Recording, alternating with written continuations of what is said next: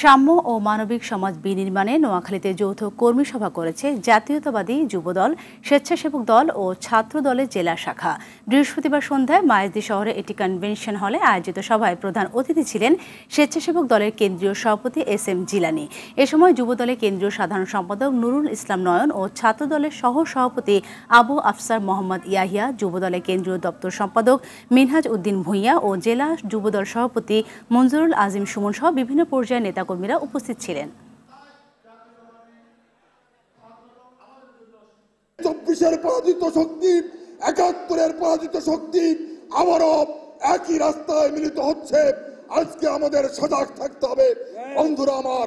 সেই পরাজিত শক্তির দোসররা বিভিন্ন অপকৌশল গ্রহণ করছে, আমাদের নেতাকর্মীদেরকে বিভিন্নভাবে প্রলুব্ধ করছে, বিপদগামী করছে।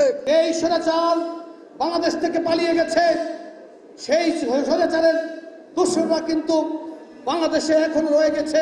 তারা আমাদের অনৈক্যের সুযোগ নিয়ে যাতে কোনো রকমের ষড়যন্ত্র করতে না পারে, এর জন্য আমাদের মধ্যে ঐক্য তৈরি করতে হবে বন্ধুরা আমার।